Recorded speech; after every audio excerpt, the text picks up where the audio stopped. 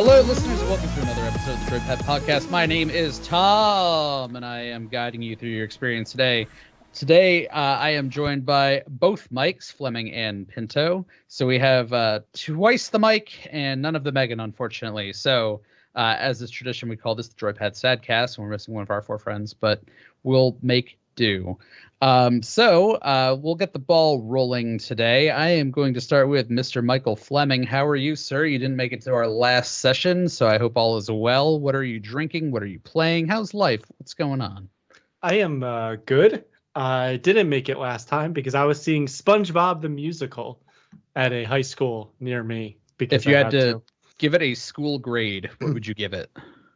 So I'm grading on a high school curve, or you're grading a paper. What letter grade would you give? I'm gonna say B. I don't want to be so basic for B, but it wasn't quite good enough to be a B plus, but it was better than a B. I know that sounds weird, but like it wasn't quite there. So I thought it was okay. 5. Yeah, sure, exactly 8.5.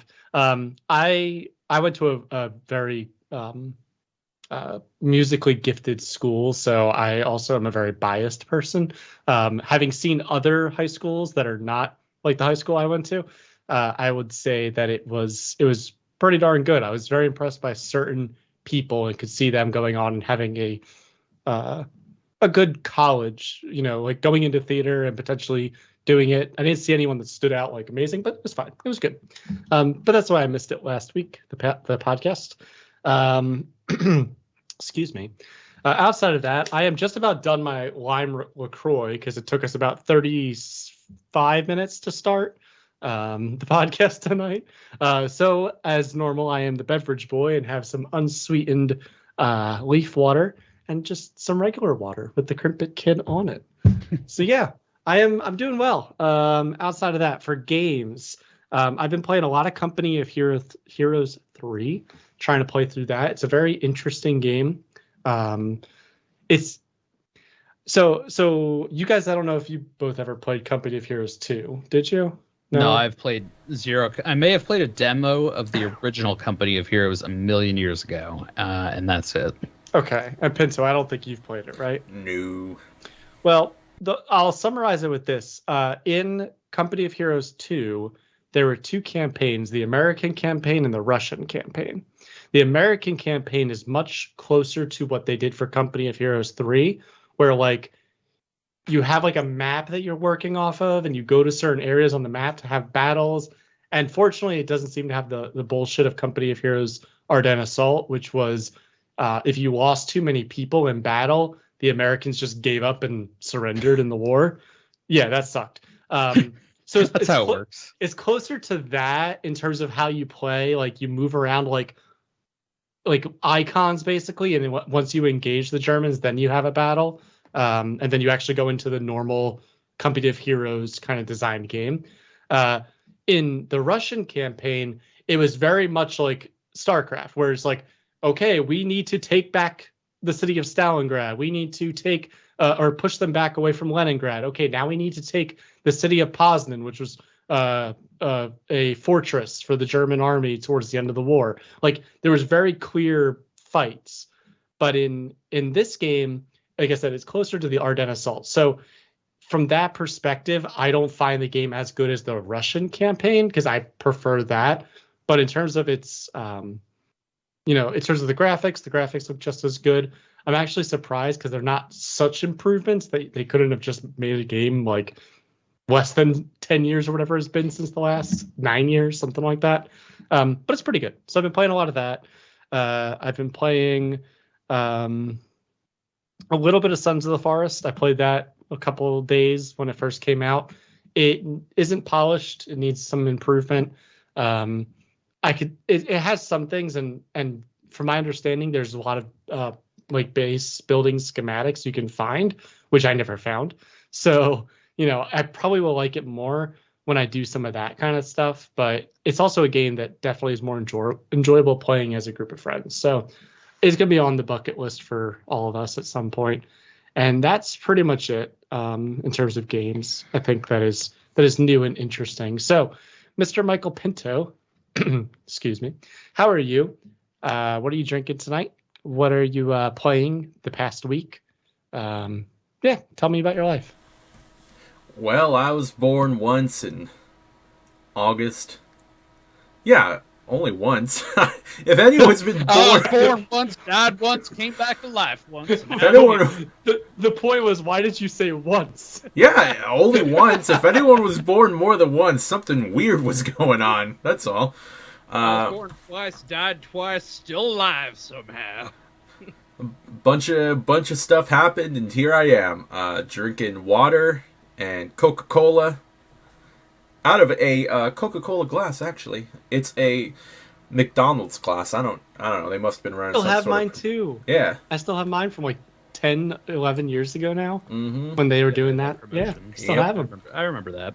I have not been playing too many games because work sucks the life out of me, and when I come home, I'm like, I kind of feel like playing games, and then I end up not playing games. I have been playing a little bit of Resident Evil 4 for the website. I have finished that game. Feels like it took me forever, and that's probably because it did. I don't know. I find the end of that game to be nowhere near as thrilling as the beginning. So, I'm still looking forward to the remake, which I believe is still coming out this month. I'm not sure. I haven't really kept up on it, but hopefully it runs on my computer. Beyond Resident Evil 4, I have been playing A Link to the Past DX still on the Switch. A little bit of Pokemon Sword on the Switch because I'm lazy and I like to lie down when I play video games now. I don't... No way to live life. Yeah, I'm gonna lie. I don't think I've really been playing anything else lately. Right before we started the podcast, I wanted to make sure that Sons of the Forest could run on my computer, so I gave that a little test run. And though it sounded like my computer was ready to take off, the game does run. You know, I don't think that's even isolated to your GPU or anything, Pinto, because even like I have a 3090, which is by any measure a very high-end graphics card. When I play games, it still does the takeoff thing to me on a lot of games. I can even just play Madden and it'll do that. And I've replaced the thermal paste on it and like all this stuff, and it's still like I don't know. I don't think companies are optimizing their graphics settings very well, and it's kind of pissing me off.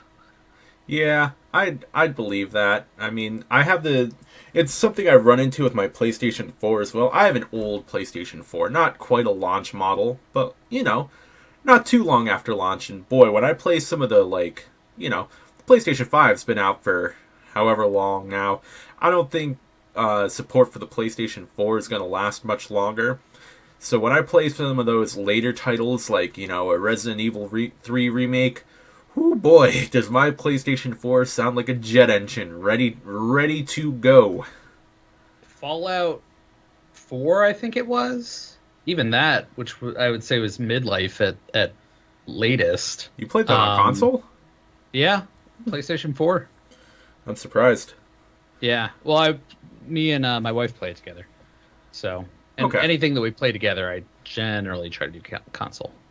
Yeah, so, I mean, I don't use my PlayStation 4 that much anymore anyways, which is sad, I guess. Still don't have a PlayStation 5, which we've discussed this before. I'm still not too torn up about. I think you were right to wait. Yeah, I didn't read the articles, but I've been seeing some articles popping up about the expected, launch date of the PlayStation 6. Or there's at least talks of the PlayStation 6 already, which is a little surprising considering that people are still having trouble finding and getting PlayStation 5s. Nowhere near as bad as it was at launch, but considering that we're, I believe, almost 3 years into the lifespan of the PlayStation 5 and people are still having trouble getting them. I can't believe it's been that long. Almost 3 years. And there's still not like a great library of games for it. Yeah, this is going to be like the lost generation of of consoles, I think, because I feel like I could say the same thing about the Xbox brick. I can't remember what it's called. Series X or S. That's it. Thank you. I wonder if they are coming out with a 6 more quickly than than like the difference between 4 and 5, because the 5 was such a flop, and because they're getting so good with like PlayStation Network and stuff now that like they can get the game to play on both 5 and 6, and like potentially even let you play it if you buy digital, like on 6 if you get it or something. Like that's just my wonder. Only way I would see it work is if it's cross-generational and they plan to be cross-generational for quite some time, or that it's actually any rumor about a 6 is actually like a next-gen 5. Like yeah, I was about to say. Or something like that. Like a 5X2 or 5E Slim, something like that. Yeah, I mean, like I said, I didn't, I have no real basis in fact for this. It's just, things that caught my eye while browsing through the internet. Which people be talking. Yeah, people be talking. But yeah, that's really about it. Resident Evil 4 has been my game du jour recently. And now that I'm done with it, I'll move on to something else. Don't know what yet. But yeah, Tom, how's Madden? I was going to say, you have one up over me because the only game I've been playing is Madden. And it's so...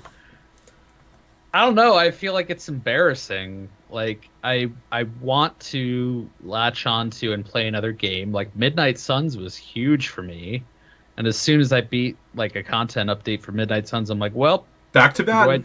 What do I do now? I just play Madden, and I have so many games I could play, but it's just I think it really is falling back into the comfort zone level of gaming, because work is incredibly stressful. Things are going on with my work right now that are stressing me out, and I'm trying to balance that out. And I just don't have that much time either. So I feel like I can get in like 5 or 6 games of Madden, or I could play I played Gloomhaven, and I got in one map of Gloomhaven before I got tired and went to bed. And I love Gloomhaven. It's a great game. I would like to play more of it.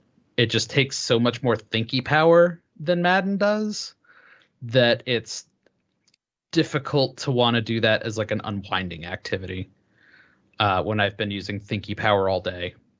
And I hate that about myself. I want to be able to use more thinky power to play more fun games that are more than just roll out right, throw deep, pass, score touchdown.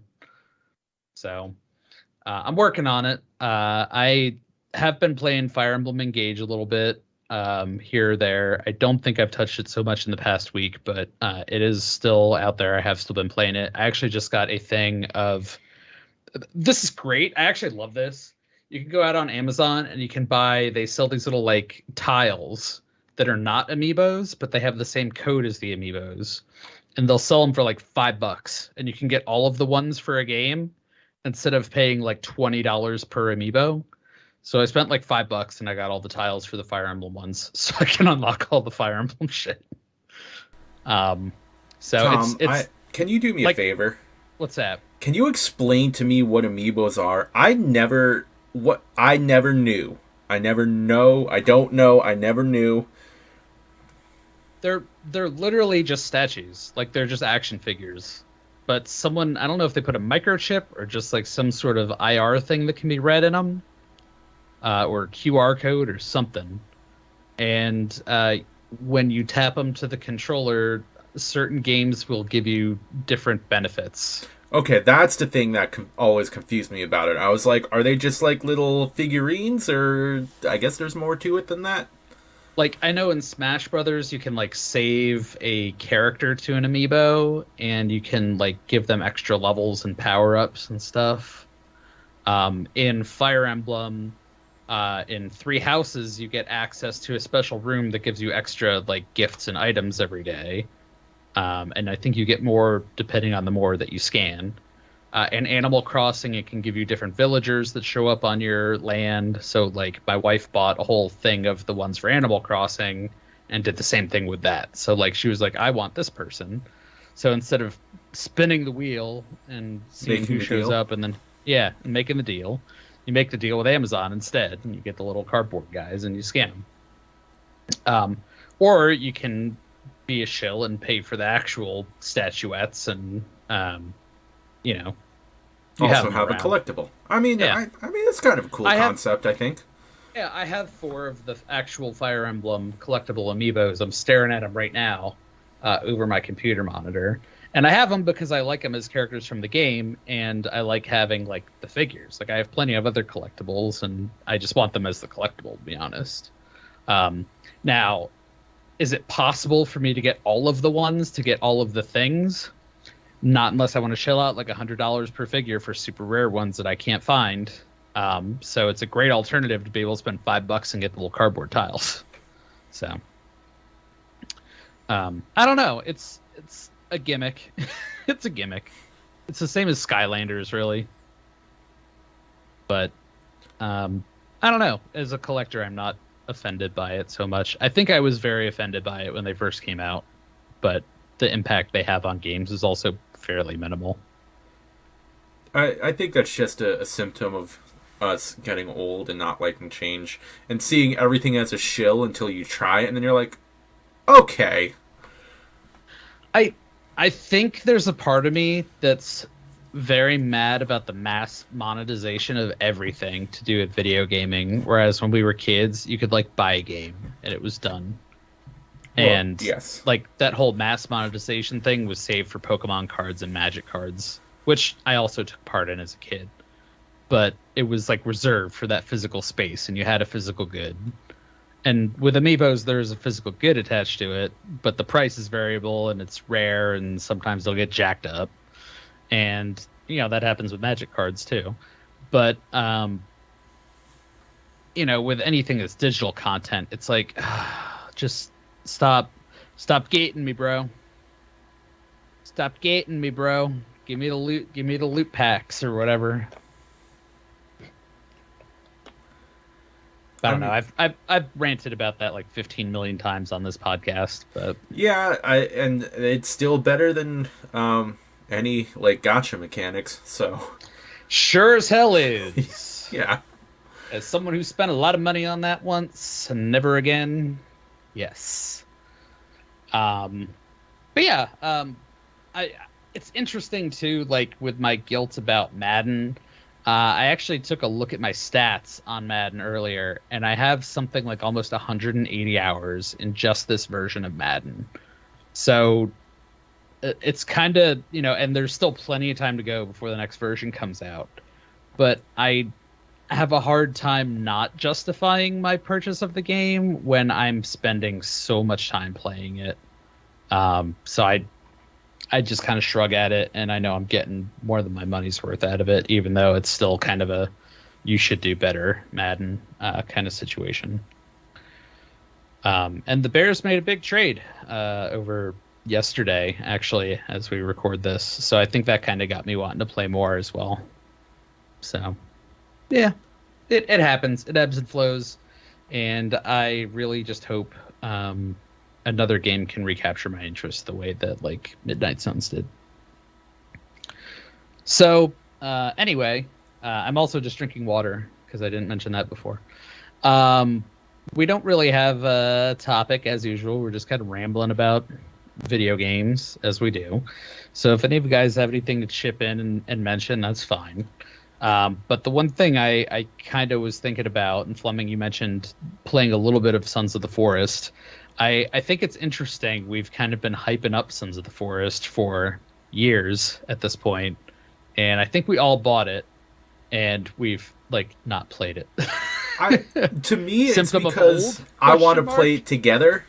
Like, Yeah, me too. but it's like, as is evidenced by the sporadic nature of just the podcast in the past few weeks, the four of us haven't been able to find time to get together for an hour in about a month.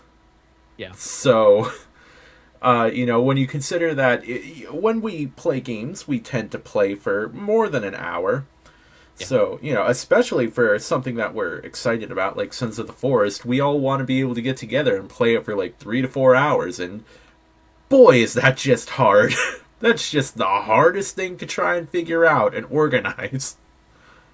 Yeah, it's funny though because I feel like it's the same sort of addictive tendency. Because once we do, we're gonna want to do it more, Yes. which will feed into us doing it more and making it happen more easily.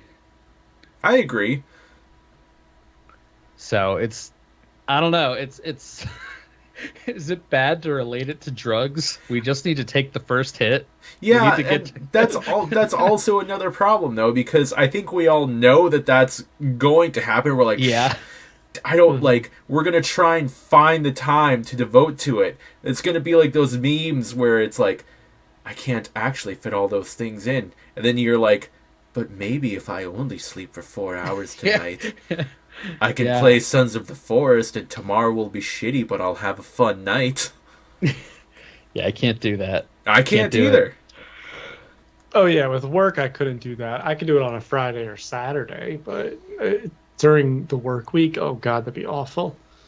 I also have trouble because like all three of our jobs are computer-based jobs, so when like the end of the day rolls around, sitting for too long, is really tough. So I try not to sit for a few hours, and just kind of get up and move or try different positions.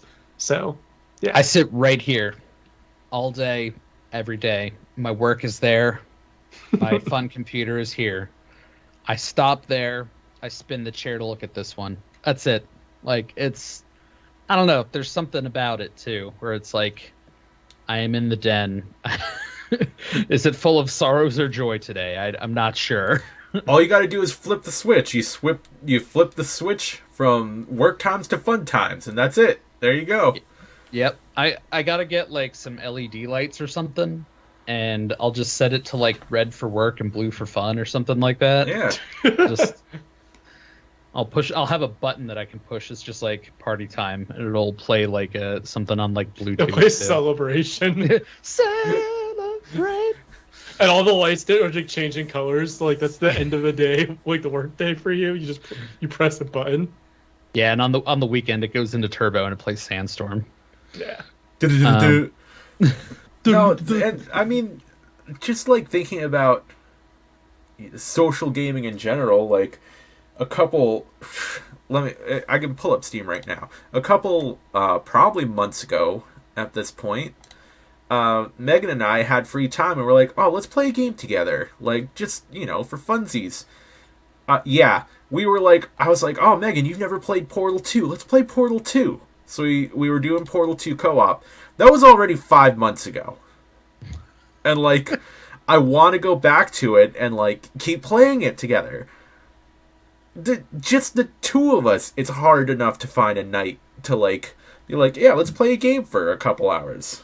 It's honestly, like, it's depressing that... Well, this all just goes back to the fact the American economy is just taking advantage of the worker, and the proletariat must be abolished. Well, that goes without saying, of course. But I think I meant the bourgeoisie. The proletariat is the worker. Yeah, just before anyone calls me out on that. And it's not even like, I have very internalized capitalism. If it wasn't evident from the fact that I do a fucking podcast, and I'm like, I do screenshot Let's Plays, and like, I have fun doing it, obviously. But There's sometimes nothing wrong with that. But sometimes I also get burnt out by it. I'm like, no one reads this shit anyways, and blah blah blah. Maybe I should just give up. And that's when I take a break for a little while because I'm like, I'm not having fun anymore. So listen, if you want the views, you can always review Nightwish songs on YouTube. Oh, dude, just oh god, PTSD. It's two sides, Oh. and I totally feel you with it too, because I mean this is, and we could talk about this a little bit too, like Twitch streaming.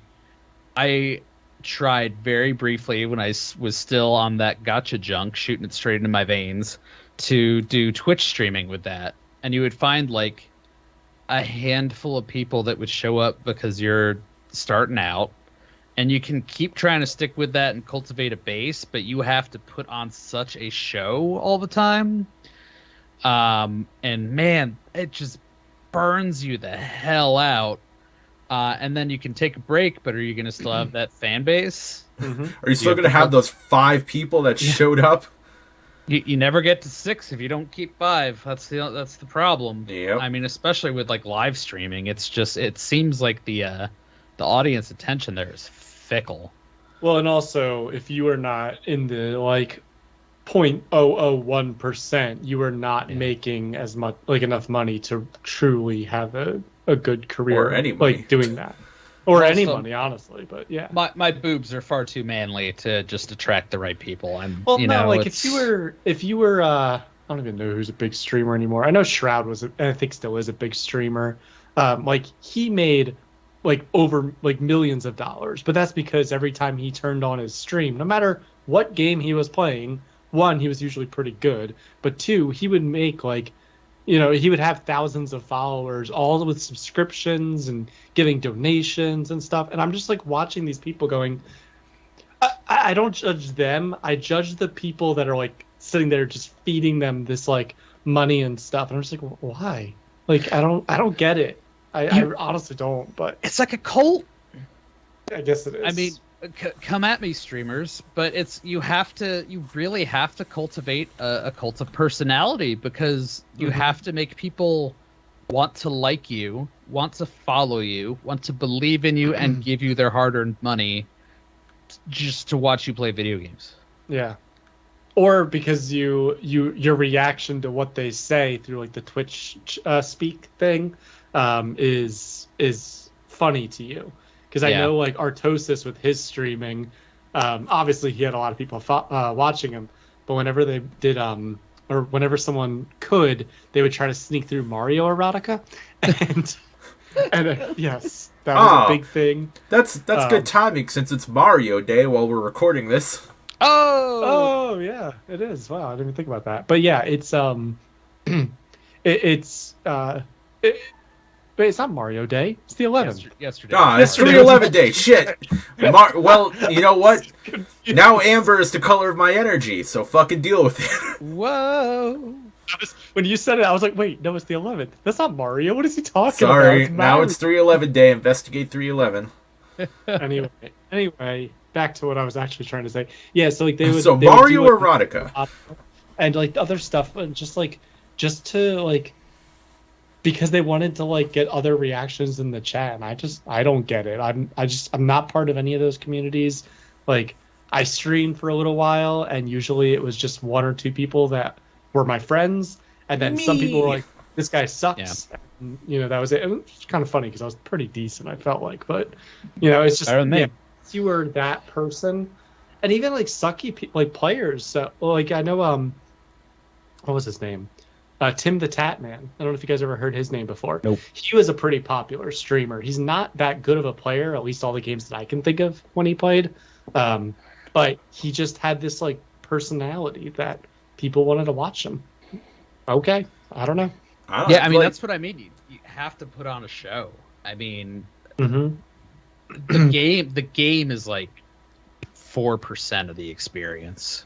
Yeah, and it's all cults of personality otherwise. And man, I don't know about you guys, but it has been a learning experience coming around into the new age of social media, streaming, YouTube, all this stuff.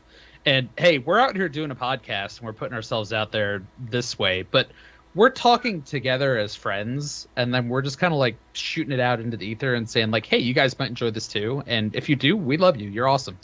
But we're talking as friends, right? We're not interacting with strangers or trying to be in front of a big group of people. And I think to me, that's really been eye-opening to my own introversion, which I don't think I was super aware of, like when we were in college or, coming out of that time. So like over the last 15 years or so, whether I've changed in terms of the way I interact with the world or just in terms of understanding myself, I have come to realize it wears me down to try and be in that sort of external engaging space. Oh, yeah. Like when you... And this is not to beleaguer anyone who's trying to make it in the YouTube sphere or the streaming sphere, because fuck, I've tried multiple times before being like, too much effort, not enough return. But like when you watch those videos and people are like, oh, hey guys, welcome to the show, and then it's just like that can't be you. Like that's not you. Like genuinely, I am a fairly introverted and calm person. You know, you guys have seen me get worked up about stuff, like when we argued about Final Fantasy VII Remake or whatever.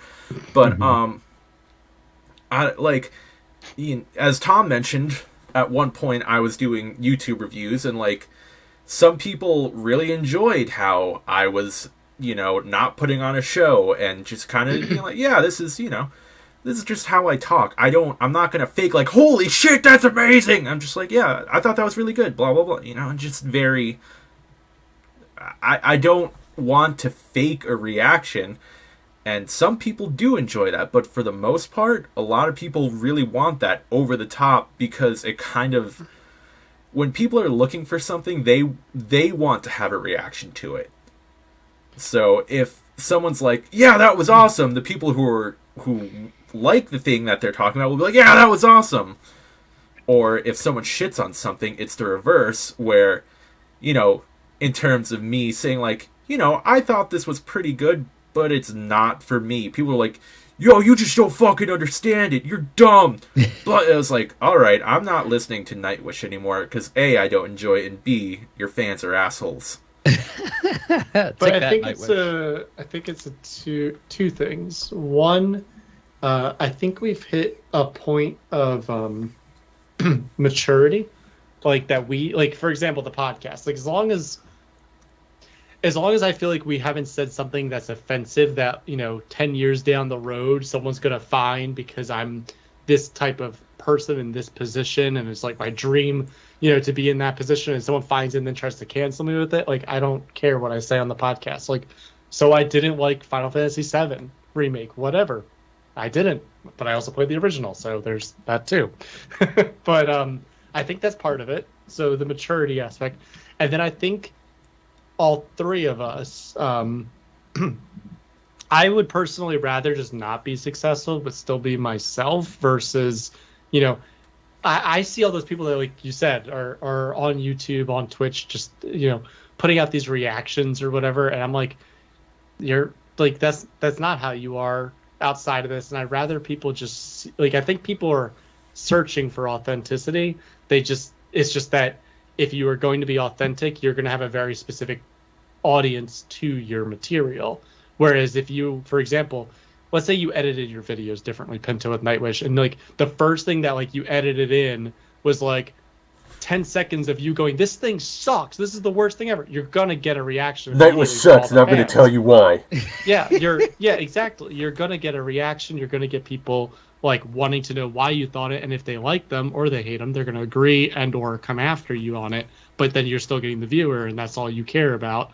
And like, that's not you. That's not what you wanted. You want to be like, hey, I'll try it out. It wasn't for me. Okay, you know, moving on. And like, some people obviously engage with that in that case, but I think if you did that with other bands too, you would get more viewers. But that's not how you want it. Like, that's not how you want to do your show. For if I don't like something, and I make it a point to say I don't like something, I'm not going to continue watching something I don't enjoy to try and make myself popular. Yeah. No, that's what it comes down to, man. Like, if I don't like something, why am I going to put time into it? Well, that's called being a reasonable adult. It's also called being a respectful human being, because you know that you don't like it, but other people do. So you're not watching it just to piss those people off by offending their sensibilities. Yeah. And that's good. By the way, one of the titles of this episode is going to be Nightwish Sucks. And I'm going to tell you why. We'll get the listens on this one, baby! Hey, YouTube! Hi, YouTube! How you doing? People are going to be like, I watched your videos 7 years ago and I knew you were never going to be popular, and this just proves it. I've actually gotten those comments before, and I'm like, damn! Wow. I mean, I remember when I was Twitch streaming and stuff like that, and I screwed up like a micro of one Blink Stalker, and then like, you know, the reaction was like, trash noob scrub. Yeah, and I'm just like, I screw up sometimes. I'm not perfect. I'm not playing, like, I'm playing this at night because I'm bored and have nothing to do, and because I wanted to stream it so people like you could watch it, because you guys don't get to see my first person point of view and don't get to engage with me. It was fun to do it that way. But yeah, I don't know. I never really got into that world, and I think that is probably for the best because, you get all these kind of like you almost have to cater to the masses, because if you don't, you're not going to be successful enough to survive, economically, if that's like your ultimate goal. I think if you're genuine, you can win over time, but if you're gonna be genuine and you need success immediately, it's not possible at this point. I mean, the internet just favors extremes too much, and I think you see the hate in the comments, love in the comments. That's the white knights, because their love just becomes hate against other people. And then I can even think of the splash images that a lot of creators use on YouTube videos will almost always now have like some sort of reaction face. Where it's like, yeah, that's very real. That's like the algorithm where people are like, if you put in a reaction face, it will entice people to click more on your video. Personally, it entices me to do the opposite, but I am, I'm just not the target audience, which is fine. It's like the NVIDIA 5090. Yeah. And shit like that. It's the like Home Alone face. Yeah, it's like Linus Tech Tips does it a lot. I mean, even Game Grumps does it. It's like, man, just... I wish it weren't like that. I wish you would actually have to read the flap on a book instead of just seeing a picture of a man pretending to be Edvard Munch's The Scream. But that's the world we live in right now. I don't but I just don't understand. Like, I don't think you mentioned Linus Tech Tips. Everyone that listens to this podcast would probably know who that is, and if not, you search it, you'll find it. He's great. I love Linus Tech Tips. Yeah, and like he's got plenty of audience at this point, and it's kind of one of those where it's like, do you need to do that? Like, you just you put up a video, you are almost certainly going to get millions likely of views on that video. And I know you're running a business, I know you've got like 100+ people working for you at this point, but got to keep growing. Like, to me, it just, I don't think that the face reaction thing is the reason for success, but because they've been doing it for so long, they're like afraid to stop doing it. Yeah. And like, if they stop doing it, then suddenly it goes away, and then everyone's happy because those faces are all over YouTube, and it's the most annoying thing. But I've also gotten into a habit with YouTube of watching like very plain, I'm going to describe it as very descriptive, but like plain videos. So for example, I talked about this one before, and I have to talk about it again. The dog fart cat puke. I love Damn it! I was just about to ask about it. I was going to bring that up as a joke, and I didn't think that's where you were going. I love it because here's the thing: you click on that video, and what happens? A dog farts, and then a cat pukes, and that's the video. And then like, there's another one that let's just say Obama soda. Yeah, deer running through the woods. It's literally a deer running through the woods, and then another one's like, horse horse kicks a tree and then farts and runs away, and that's what happens. The horse kicks a tree, farts, and then runs away. And I'm like, these are the perfect videos. That's what you like. You don't want a BuzzFeed video where it's like, 10 reasons your girlfriend's gonna leave you. Number 7 will make your dad shit your pants. I like that my dad shits my pants. Who put shit in my pants? Dad! Dad, what did you do? Sorry, son. Sorry, son, your girlfriend's gonna leave you, you bitch. You smell like shit. Get out of my face. It's because I shit your pants. But yes, I like recently on YouTube, my favorite thing is to find those videos that are just like, whatever the title says is exactly what happens. It's like 45 seconds long. It makes me laugh, and then I move on to the next one. What you see is what you get. That's what you... Yeah. Exactly. So I've been really liking this recently. So you must really like movie trailers where they show you exactly what happens in the movie, so you don't have to go see the actual movie. I don't really watch movie trailers, though, so... I don't really watch movies. Yeah, I mean, I'll say that. I don't belong in either of these camps, so... Yeah. We end up watching like weird Korean shows that are on Netflix. Oh, like Squid Games? Squid Games was good. Yeah, Squid Game. Dude, there's- when that shit came out, I was working in a restaurant with mostly teenagers, and they were all talking about the Squid Game, and boy, did I feel old. It's like, what is Squid? What is?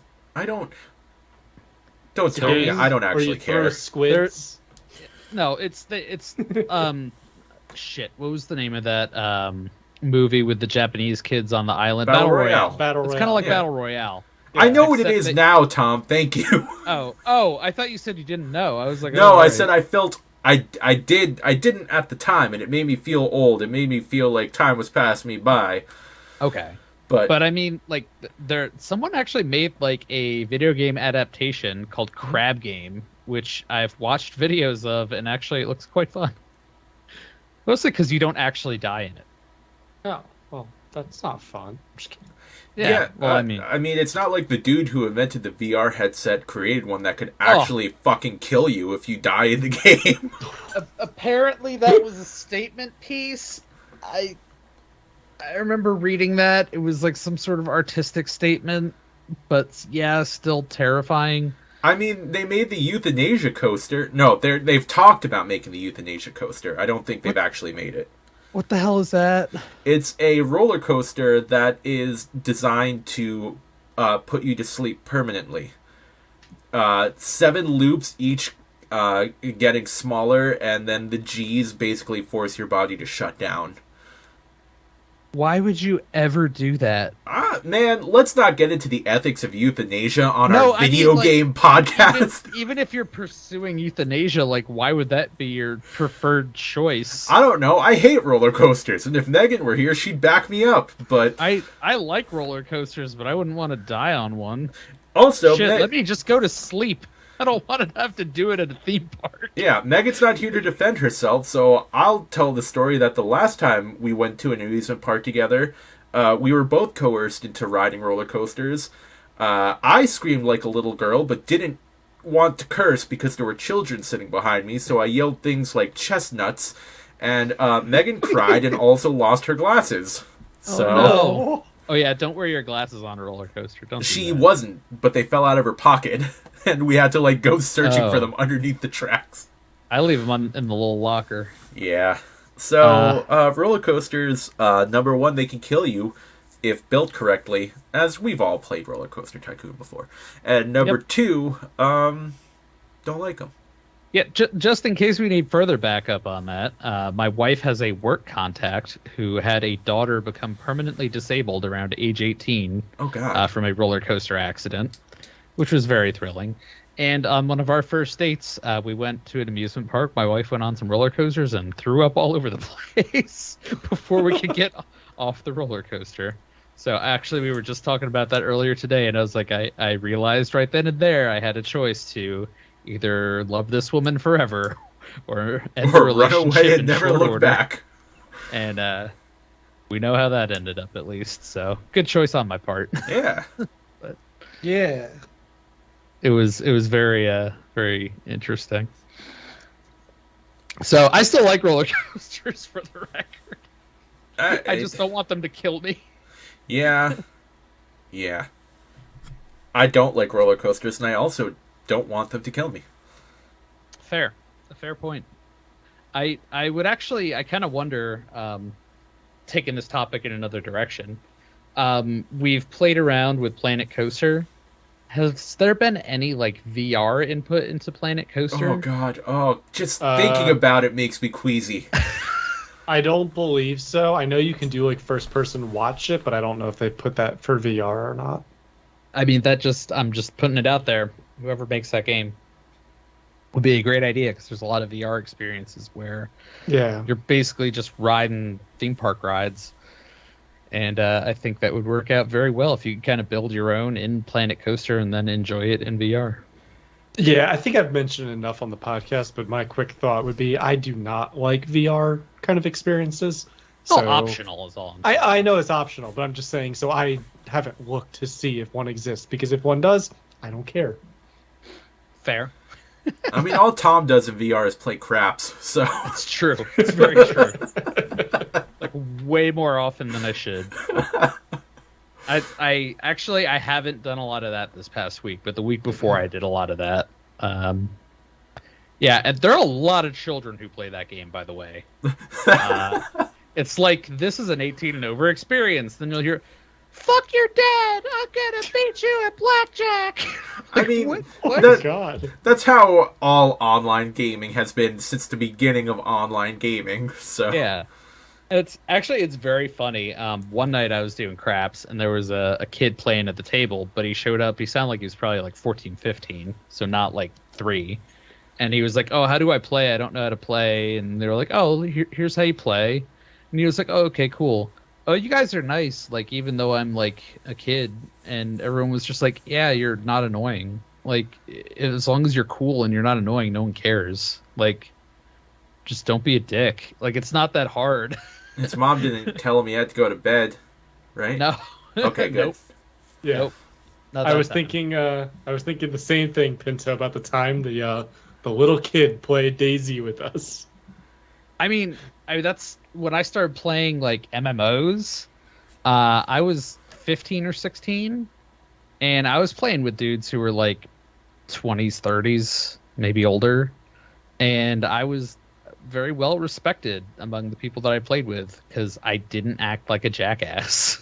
Like, I tried to be nice and mature and understanding, and not just, "Hi, I'm little Timmy. I'm gonna shoot everybody now. We go boy." Yeah, So, but I little think Timmy, if you're listening, grow up. I think there's certain games though that like don't lend themselves to playing like with that kind of child. Like, Yeah. I don't mind playing with someone who's like 16 and like an Age of Empires, but something like Daisy where it's like a little bit more slow paced and stuff like that. Or like a Counter-Strike. Yeah, or Counter-Strike is another one where like you have to cooperate. Where there's like a 17-year-old who just like, no, not even 17. You go like 14 who just shits all over everything. You're like, just please stop. And they're like, "Hi, your KD is 236. I'm gonna turn on my hack now," and they just headshot everything. And you're like, wow, I'm just gonna stop playing this game for forever. I think just forever. Kids don't have patience. That's the thing. So like any game that requires a little bit of patience or coordination, like the kids are just gonna flunk out in like a weird way. Or they'll become great at things like Call of Duty and then piss on you for not having the same sort of Twitch reactions and stuff that they do. I just think it's, as someone who played Counter-Strike when they were 15 to 18 and then 20 and then again from and 20 then 24 to like 28, I will tell you that the 24 to 28 was just a lot easier, and like everyone that I played with was about my age too, and it just made it a lot easier to be like, "Oh well, we can play till midnight and not have someone who's gonna screw us over. We're not gonna end up with a situation where we're all hopping on, but this person can't play because their mom told them no." And that's not because it's not because like it's just like that stuff happens when you're under 18 and you're not kind of in control of your own life. So it's tough, and like it just it doesn't make a lot of sense at that point. Yeah, I mean there is a sweet spot right around college and just after college where you have enough of a job where you have to do the work for the job, but when you get back you have enough time and freedom to yourself to set aside those gaming hours. And then there's the time where you don't have that time to set aside those gaming hours, which is kind of like where we live right now, which kind of sucks. Like, I don't recommend anyone get into that spot, but it's also there's because good parts. Yeah, too. you have to grow up. But I remember I don't when I want was to grow younger. up. I'm a Toys R Us kid. I remember when I was, like I said, about 15 years old, and I was like, I really would love a new computer, and like I didn't have any money, so I couldn't buy my own computer. I forget who said it to me at this point. Probably someone who I was playing Counter-Strike with said to me like, oh well, like when you have time and you have them, or when you have money, you won't have the time. And that's kind of where I feel like now. Like I have money I can spend to buy basically any computer that would be, what I need, multiple potentially even too, based on the fact that I'm a dink, or whatever, dual income, no kids. Like, you have that time right now, but like it's also like one of those where it's like, well, I don't have a lot of time, and like, is this really what I want to do in my 30s when like I could be doing other things too? So like it gets a little bit tough to decide what to do with that. And like, you also know it's not necessarily the most like fiscally responsible thing to like go, and then also you start to apply like every dollar you make to how many hours you work to get that money too. Oh, which, that's the worst. is the hardest thing. It's like, I can buy a $500 like the best monitor out there, but do I really want to do that? Like, yeah, I would use it almost every day, but like, that took me like 3 days of work or 10 days of work or whatever, your own personal income is, dear listener. That's me debating every day when I drive home if I want to get a taco or not. So like, dude, I love Taco Bell now. I'm sorry. I know this is totally unrelated to the podcast, but yes, please tell the story of your love-hate relationship with Taco Bell. Okay, well, shortened because we're at 50 minutes, but I needed to say it now, and anyone who's gone through this will probably relate. So I used to eat a fuck ton of Taco Bell with these two gentlemen in college. We also ate a fuck ton of Taco Bell all together. It was a group effort. Yes, we did.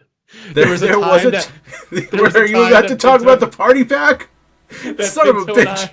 That Pinto and I bought a party pack, and for those of you that don't go there, no, you were not there for this one, where we bought the party pack and ate 6 hard shell, because they were all hard, of course, tacos each, and that was delicious. But anyway, and painful. And was a little painful, yeah. By the 6th taco, I was kind of done. But anyway, so there was one time that we got Taco Bell. I got violently ill. It probably wasn't based on the Taco Bell simply because no one else got ill from it, but I got ill. It may have been from the sauce. It's the only thing that no one else got but me, so maybe that was it. But anyway, I got ill and actually had to go to the hospital for that. And it kind of sucked. And I couldn't eat it. And then like I tried it in, I think it was like probably 2012, early 2013, somewhere right around there. Got myself a Crunch Wrap, comes with a little side taco, and I ate it, and like, it was okay, but it was not anything good. And like Chipotle was coming around at that point, so I was like, it's not as good as that. But then, I didn't have it for a long time after that. But my wife decided she really wanted Taco Bell.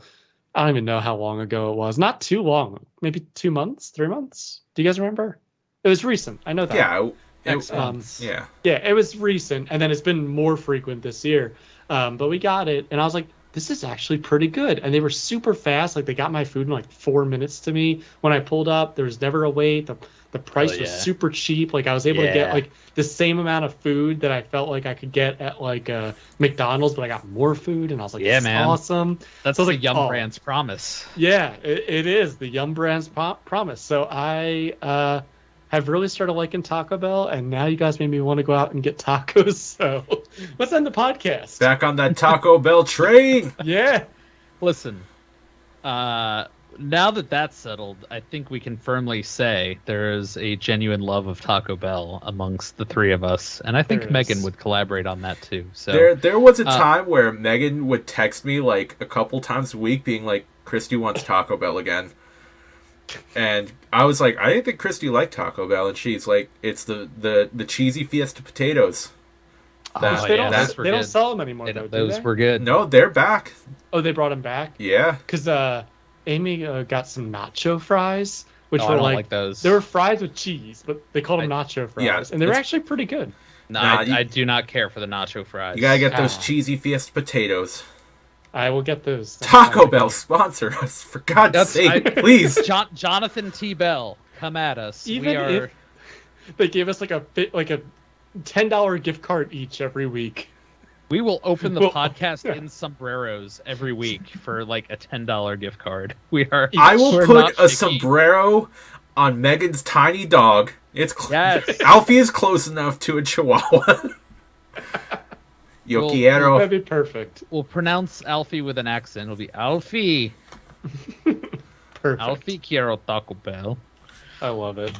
All right. So thank you all for listening. I think we got a little personal on this. We kind of went a couple different directions, but hopefully you found some humor in it all, some relatability. If you'd like to check us out, offer some suggestions for any sort of concrete topic, or even just a portion of a topic, or just to say hi, tell us what you think of us, you can reach out to us on our many different channels found at joypadpod.com, including our email, Facebook, YouTube, any sort of other social media channels as well. And that's about it. Does anyone have anything else to add? All right.